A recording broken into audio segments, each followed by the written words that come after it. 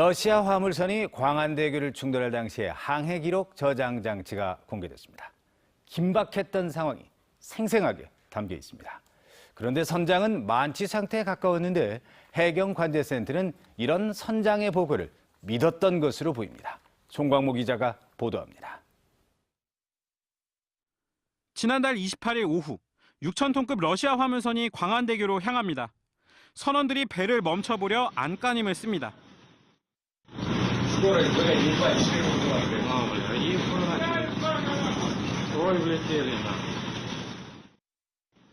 통제 불능 상태에 빠진 화물선은 결국 광안대교와 충돌합니다. 광안대교와 충돌하기 40분 전에는 요트 3척과도 부딪혔습니다. 이때 선장은 해경에 충돌은 없다며 거짓 보고를 한 뒤 선원들이 말리는데도 출항을 시도합니다.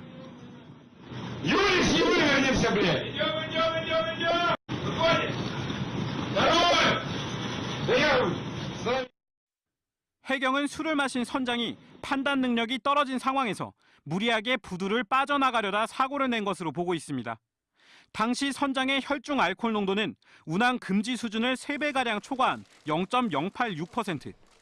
선장은 사고 후 스트레스 때문에 술을 마셨다고 진술했지만 출항 전 이미 선장의 음주를 짐작할 수 있는 선원들의 목소리가 담겼습니다.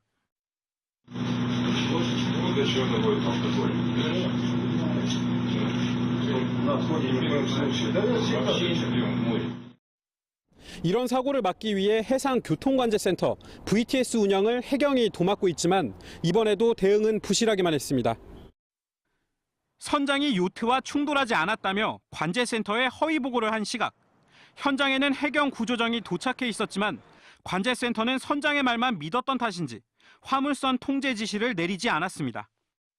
연안 경유장에서 지금 어떤 상태다 이 정도를 그냥 파악, 육성으로 듣고 파악을 하는 것이고, 그리고 이 배가 거기에 있는 게 안전한지 아니면 움직여서 안전해역으로 움직이는 게 안전한지는. 부산시는 광안대교 수리 비용만 수백억 원에 이를 수도 있다며 향후 선사 측에 보상을 청구할 예정입니다. MBC 뉴스 송광모입니다. 이번 광안대교 사고를 계기로 용호부두의 운영에도 변화가 있을지 주목되고 있습니다. 항만 기능이 약화된 용호부두를 아예 폐쇄하는 방안도 적극 검토되고 있습니다. 계속해서 박준호 기자가 전해드립니다. 부산해양수산청 등 해양 항만업계가 광안대교 충돌 사고와 관련해 긴급 대책회의를 열었습니다. 용호부두를 오가는 대형 화물선들이 광안대교 충돌 위험에 노출돼 왔던 만큼 예도선 관련 규정을 개선하겠다는 겁니다. 예도선 운영 시스템 개선, 또 용호부두의 중장기 운영 대책 등 후속 종합 대책을 조속히 마련하도록 하겠습니다. 특히 용호부두 폐쇄 여부도 조만간 결정할 것으로 보입니다. 용호부두를 이용하는 선박은 해마다 150척 안팎에 불과하고 물동량도 10만 톤 이하에 그치고 있습니다. 정부는 이 용호부두의 시설 개선과 확장이 쉽지 않다고 판단하고 이미 지난 2016년 항만 기본계획을 통해 기능 폐쇄를 결론 내린 바 있습니다. 용호부두 폐쇄가 확정되면 친수공간 확보냐, 상업개발이냐, 개발 방향을 놓고 또다시 갈등이 일 수 있어 지역 주민 여론 수렴이 중요한 상황입니다. 용호부두가 지역 주민을 위한 곳으로 변모해야 이번에 이런 사태를 막을 수 있고요. 또 주민을 위한 새로운 공간으로 태어날 수 있습니다. 소규모 부두이자 애물단지가 된 용호부두가 30년 만에 또 다른 변신을 시작할 수 있을지 항만 당국의 선택에 관심이 쏠리고 있습니다. MBC 뉴스 박준호입니다. 해마다 국세청 모범 납세자로 표창을 받아온 수상자들 가운데 상당 숫자가 세금을 체납하는 등 부적격자인 것으로 드러났습니다. 모범 납세자가 되면 세무조사가 유예되는 혜택을 노린 기업주나 개인들이 많다는 것입니다. 이만은 기자가 취재했습니다. 지난해 국세청 모범 납세자로 선정된 주식회사 A사. 사후 검증 결과 법인세 수천만 원을 체납한 사실이 드러나 모범 납세자 선정이 취소됐습니다. 2017년 모범 납세자로 선정된 M사는 세금 계산서 수천만 원 상당을 돈을 주고 매입한 사실이 드러나 자격이 박탈됐습니다. 이처럼 모범 납세자로 선정됐다가 사후 검증 과정에서 탈세나 세금 축소 신고 등의 문제가 드러나 자격이 박탈되는 경우는 매년 수십 건에 이릅니다. 최근 4년 동안에만 108건이 적발됐는데 국세를 체납한 경우가 54건으로 가장 많았고 거짓 세금 계산서를 수수한 경우가 11건, 조세범 처벌 3건 등이었습니다. 모범 납세자로 선정되면 최대 3년간 세무조사를 유예받게 되는데 이런 특혜를 노린 겁니다. 이 제도를 악용하는 사례가 급증하자 국세청은 지난 2015년부터 매년 1회 이상 모범 납세자들을 대상으로 사후 검증을 실시하고 있습니다. 불법이 행해지는 현상이 두드러지고 있습니다. 따라서 세무당국은 우수 납세자로 지정이 된다 하더라도 차후에 모니터링을 철저히 해서 이러한 사례가 발생하지 않는 제도 보완이 필요하다고 봅니다. 올해 납세자의 날에 모범 납세자로 선정된 수상자는 전국적으로 모두 1,089명. 이 가운데 인기 연예인만 11명이나 돼 지나친 홍보성 행사가 아니냐는 지적도 나옵니다. 세무조사 유예를 노린 가짜 모범 납세자에 대한 강력한 처벌이 필요합니다. 여기에 국세청도 모범 납세자 표창을 남발한다는 비난을 면치 못하게 됐습니다.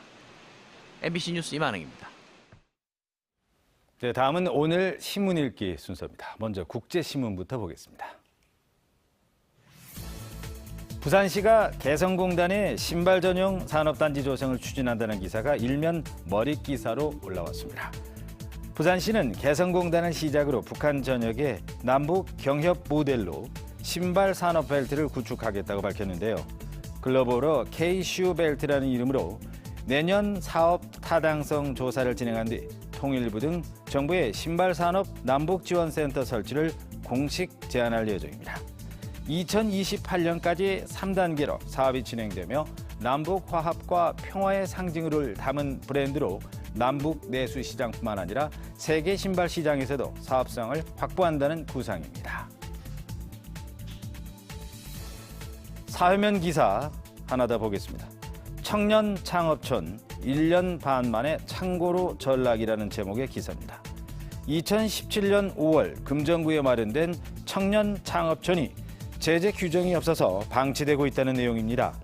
계약 기간 2년을 다 채우지 못하고 나가는 청년 창업자들이 많지만 별다른 제재 규정이나 남은 기간 다른 업체에게 사무실을 빌려줄 규정도 없기 때문이라는데요. 청년 창업을 덮고 지역 경제를 활성화하겠다는 취지가 무색해졌다고 신문은 지적하고 있습니다. 네, 다음은 부산일보입니다. 초미세먼지 소식이 일면 머릿기사로 올라왔습니다. 한 치 앞도 보이지 않던 어제 오후 부산의 시간당 평균 미세먼지, 초미세먼지 농도가 모두 나쁨 수준을 보였는데요. 수도권에 비해서 상대적으로 대기질이 좋았던 부울경 지역도 결국 동풍이 줄어들자 미세먼지에 꼼짝없이 당할 수밖에 없었다는 내용입니다. 신문은 비상 저감 조치뿐 아니라 미세먼지 발생 원인을 분석해 지역에 맞는 중장기 미세먼지 대책을 마련해야 한다고 지적하고 있습니다. 네, 기사 하나 더 보겠습니다. 낙동강 하구 일대가 수상 오토바이로 몸살을 앓고 있다는 내용의 기사입니다. 특히 멸종 위기인 큰 고니떼들이 문화재 보호구역 내에서까지 수상 스포츠 객에게 위협을 받고 있다는데요. 신문은 부산시와 지자체, 해경 모두 서로 관할이 아니라면서 제재 등에 소극적이라고 지적하고 있습니다. 지금까지 오늘 신문 읽기였습니다. 어제 저녁부터 부산에도 초미세먼지 주의보가 내려졌습니다. 현재 초미세먼지 농도 매우 나쁨 기준인 75마이크로그램을 넘나들고 있는데요. 낮에는 추가적인 중국발 미세먼지가 유입돼 오늘도 전국에서 잿빛 하늘이 펼쳐지겠습니다. 야외 활동 시 황사용 마스크를 꼭 착용하시고 가급적 장시간 외출은 자제하시기 바랍니다. 절기 경칩인 오늘은 우산을 꼭 챙겨 나가셔야겠습니다. 비의 양은 5mm 내외로 적겠지만 비에 미세먼지가 섞여 내리겠는데요. 제주도부터 내리기 시작한 비는 점차 부산과 울산, 경남 지역으로 확대되겠습니다. 이 비는 오전까지 내리다 대부분 그치겠고요. 기장 등 일부 동쪽 해안가에는 오후까지 산발적인 빗방울이 떨어지겠습니다.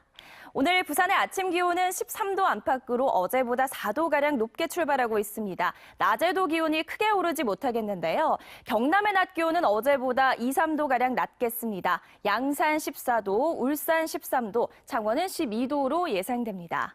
바다의 물결은 남해 동부 먼바다에서 최고 2.5m로 비교적 높게 일겠고요. 오늘 오후부터 바람이 점차 강해지겠습니다. 당분간 대체로 포근한 날이 이어지겠고요. 일요일에는 비가 내릴 것으로 전망됩니다. 날씨였습니다. 다음은 오늘 부산에서 열릴 각종 행사들 정리했습니다. 투데이 부산입니다. 북한 재개발 범정부 추진단 출범식이 해양수산부 장관과 부산시장, 국회의원 등 200명이 참석한 가운데 오늘 오후 2시 부산항 국제여객터미널에서 열립니다. 북한 재개발 범정부 추진단은 북한 일원 경제자유구역 지정, 통합개발 기본계획 수립에 따른 부처 간 협력 등의 업무를 추진할 예정입니다. 국가평생교육진흥원에서는 지역 평생교육 활성화 지원 사업에 공모 신청을 받습니다. 지역적 특성과 평생교육 인프라 강화를 위한 프로그램으로 오늘까지 우편 또는 방문 접수를 하시면 됩니다. 100년 가게 특별법을 위한 민주평화당 제14차 현장 최고위원회의가 오늘 오전 10시 30분부터 부산시 산업용재유통상가와 국제시장 등에서 열립니다. 임차인의 권리와 임대인의 권리를 대등하게 만들어 다 함께 잘 사는 사회를 위해 민주평화당 소상공인연합회 100년 가게 수호 국민운동본부가 함께할 예정입니다. 동북아 크루즈 시장 변화에 대응하고 외국 항만 간의 협력을 통한 다모항 크루즈 활성화 방안을 모색하는 세미나가 오늘 오후 3시 부산항 국제전시 컨벤션센터에서 열립니다. 부산항을 크루즈 허브항으로 만들고 부산을 중심으로 항만 간의 지역 연대와 상생을 위해 다양한 특별 세션이 운영될 예정입니다. 지금까지 투데이 부산이었습니다.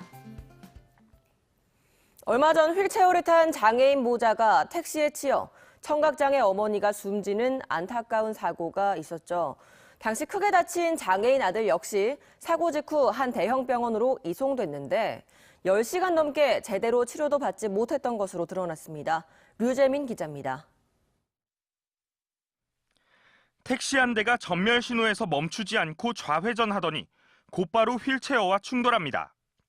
휠체어는 울퉁불퉁한 인도를 피해 차도를 역주행하던 상황.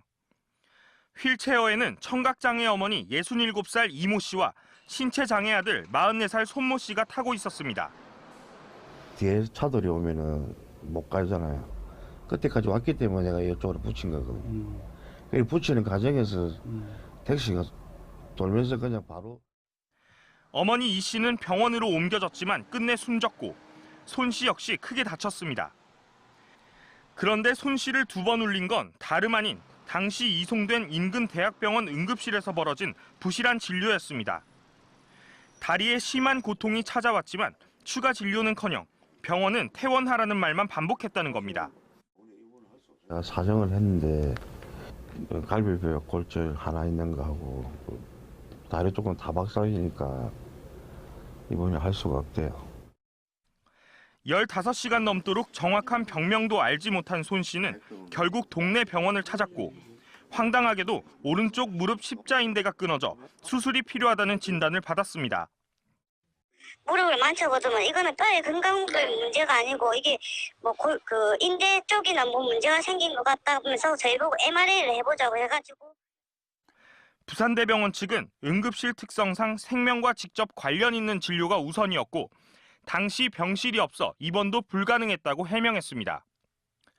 이런 가운데 시민단체들은 영도구청 앞에서 집회를 갖고 보행지옥과 다름없는 취약지에 대한 사고 재발 방지와 장애인들의 안전한 보행권 확보를 촉구했습니다.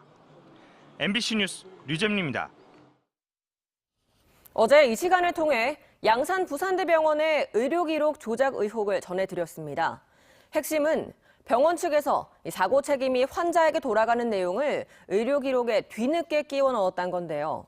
취재를 해보니 경찰도 이 사실을 알고 있었습니다. 임선은 기자입니다.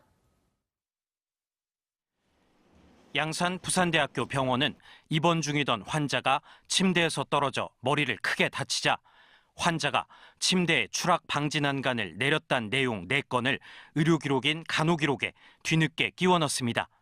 간호기록에 나와 있는 날짜와 실제 입력 날짜의 차이가 많게는 무려 6일 가까이 납니다. 즉 간호기록상엔 9월 14일 침대 난간을 올려줬다고 돼 있지만 실제로 이 내용을 입력한 날은 사고 발생 이후인 9월 20일이었던 겁니다. 익명을 요구한 한 전직 간호사는 이렇게까지 시간 차이가 나는 경우는 대비의 성격이 강하다고 말합니다. 보충을 한 것 같은데요? 보충이라 하면 뭐 어떤... 자기들을 방어하려고 위에서 시키기도 하고 뭐 경찰에서 조사받기도 하고 하니까. 문제는 경찰이 병원 측에서 뒤늦게 간호 기록에 손을 댔다는 사실을 알고 있었다는 점입니다. 그런데도 조작 가능성에 대한 수사는 하지 않았습니다. 문서에 남아있는 그거랑 로그 기록 이런 것도 비교를 하셨네요, 그러면. 네. 유족 측은 조작이 의심된다는 얘기를 검찰에도 공식적으로 전달했지만 무시됐습니다. 이제 요청을 한 게 이 진료기록부가 조작됐는지 아닌지에 대해서 확인을 해달라 했습니다. 근데 이제 그런 부분도 이제 판단이 없이 다시 또 무혐의 결정이 나게 돼서 결국 유가족만 이제 큰 상처를 받게 되었죠. 조작 의혹의 진실을 밝히기 위해 유족은 경찰에 다시 수사를 의뢰할 계획입니다. 저희 엄마가 너무 불쌍해서 그 생각밖에 없었어요. 저희 엄마가 너무 불쌍해서 정말 이렇게 병을 고치려고 병원에 들어가셨는데 엉뚱하게 사고로 돌아가셨잖아요. 병원 측은 조작 의혹에 대해 해명을 피하는 것이 아니라 의료법 등에 따른 정보 누설 금지 조항을 위반할 소지가 있어서 구체적인 답변을 하기 어려운 거라고 밝혔습니다. MBC 뉴스 임선응입니다. 국민 생선 삼총사라 하면 고등어, 갈치, 또 횟감으로 즐겨 먹는 광어 정도가 되지 않을까 싶은데요. 양식 기술이 발달하고 대체 어종의 수입도 늘면서 이들 국민 생선의 가격은 계속 떨어지는 추세입니다. 야무진 경제 정은주 기자입니다. 수조 안을 유유히 돌아다니고 있는 물고기는 활어 상태로는 좀처럼 보기 힘든 고등어입니다. 다양한 고등어 요리를 즐길 수 있는 이곳은 국내 고등어 어획량의 대부분을 맡고 있는 대형 선망수협에서 직접 운영하는 식당입니다. 인천은 근데 주로 이제는 수입산이죠. 노르웨이산, 수입산 뭐 그런 것만 거의 먹다가 여기서 국산이라고 하니까는 확실히 더 기름지고 더 나은 것 같아요. 맛있네요. 한때 높은 몸값을 자랑하던 고등어가 저렴한 국민 생선으로 돌아온 건 지난 가을부터로 전년도에 비해 어획량이 크게 늘고 씨알 굵은 상품이 많이 잡히면서 소비자가도 최근 7, 8년 새 가장 낮은 수준으로 떨어졌습니다. 횟감으로 인기 높은 광어도 마찬가지로 출하량은 최근 1년 새 줄었지만 산지, 도매 가격은 모두 하락세입니다. 여전히 광어는 손님들이 많이 찾으시고 요새는 단가가 좀 떨어지고 하다 보니까 많이 추천을 합니다. 갈치 역시 최근 2년 새 어획량이 2배 이상 급증하면서 국민 생선 명칭이 어색하지 않게 됐습니다. 도, 소매가 모두 하락세를 보이면서 대형마트 행사 단골 생선으로 떠올랐을 정도입니다. 국민 생선의 가격 하락세는 소비자들로서는 반길 일이지만 생산자 입장에선 난감한 상황입니다. 국산 고등어 어획이 많이 되더라도 지금처럼 소비가 둔화되고 있으면 생산업인들은 갈수록 어려워질 것으로 예상되고 있습니다. 국산 생선가 하락의 가장 큰 원인으로 꼽히는 것은 수입 생선입니다. 국내에서 소비되는 고등어 3마리 중 1마리는 노르웨이산 고등어고 방어, 연어 등 수입도 최근 4년 새 2배에서 8배 이상 급증했을 정도입니다. 수입 생선의 증가와 소비 시장의 변화, 이와 관련된 국민 생선 가격의 하락세가 언제까지 지속될지 주목됩니다. MBC 뉴스 정은주입니다.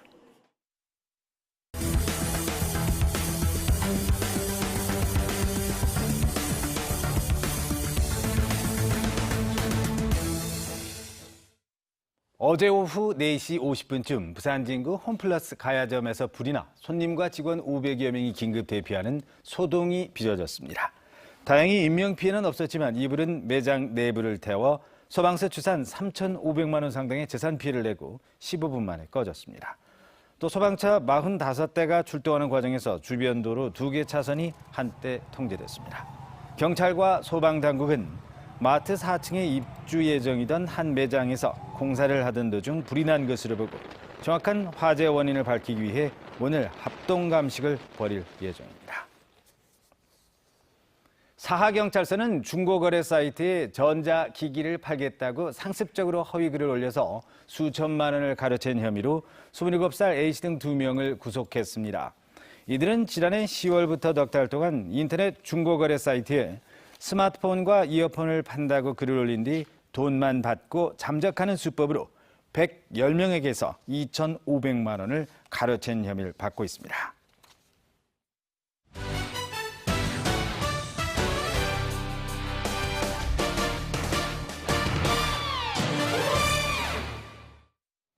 프로야구 롯데자이언츠가 오늘부터 2019 시즌 오프닝 시리즈 예매를 시작합니다.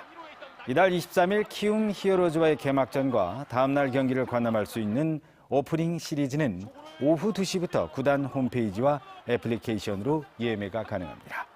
한편 롯데는 어제 일본 오키나와에서 열린 한화 이글스와의 연습 경기에서 8대0 대승을 거두며 기분 좋은 출발을 예고했습니다. 하위권을 맴돌던 프로농구 부산 KT의 6강 플레이오프 진출이 가시화됐습니다. 부산 KT는 현재 25승 22패로 단독 4위에 올라섰고 5위인 전주 KCC와도 2경기 차를 보이고 있습니다. 이에 따라 내일 열릴 인천 전자랜드와의 경기를 시작으로 앞으로 남은 7경기에서 3승만 거두면 5년 만에 6강 플레이오프에 진출하게 됩니다. 채소류 등의 신선식품과 석유류의 가격이 떨어지면서 부산의 2월 소비자 물가 상승률이 2년 5개월 만에 가장 낮은 수치를 기록했습니다. 동남지방통계청에 따르면 부산의 2월 소비자 물가 지수는 105.26으로 1년 전보다 0.8% 상승했습니다. 이는 2016년 8월 같은 수치를 기록하고 지난해 1월부터 계속 1% 중후반대에 머문 이후 2년 5개월 만에 가장 낮은 수치입니다. 휘발유와 경유가 전년 동월 대비 10에서 15% 안팎으로 크게 내렸고 배추와 무, 양파 등 신선식품도 3, 40% 큰 폭으로 가격이 하락했습니다. 더불어민주당 김혜영 의원이 오는 8일 국회의원 회관에서 산업은행과 수출입은행의 부산 이전을 전망하는 토론회를 개최합니다. 이번 토론회는 부산대 금융대학장을 비롯해 국토부와 부산시 관계자 등이 참석해 산업은행과 수출입은행 부산 이전의 가능성과 효과 등을 따져볼 계획입니다. 정부가 이전을 추진하는 산업은행과 수출입은행이 부산으로 올 경우 금융중심지로서의 위상이 더욱 튼튼해질 것으로 기대됩니다.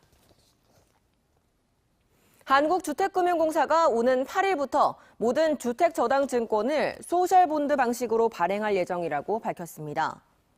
소셜본드는 주거복지 등 사회적 가치 실현을 위한 사업투자자금 조달을 위해 발행하는 특수목적 채권입니다. 올해 주택저당증권 발행 규모는 30조 원이며 이 가운데 26조 원이 소셜본드로 발행될 예정입니다. 한국감정원이 발표한 주택가격 동향에 따르면 지난달 부산의 주택종합매매가격지수는 98.2로 지난해 2월에 비해 1.6포인트 하락한 것으로 나타났습니다. 아파트 매매가격지수가 99.5에서 95.7로 1년 사이 크게 떨어졌고 연립주택도 99.9에서 97.9로 2포인트 하락했습니다. 반면 단독주택의 매매가격지수는 106.2로 지난해 2월에 비해 5.3포인트 상승한 것으로 나타났습니다. 부산교육청은 일부 학교와 교육행정기관에서 무분별하게 비정규직을 채용하는 관행을 개선하기 위해 사전 심사제를 시행합니다. 시교육청은 앞으로 일선 학교와 기관에서 교육 공무직원을 채용할 때 인력 규모와 인건비, 예산 등을 적정하게 관리해 나가기로 했습니다.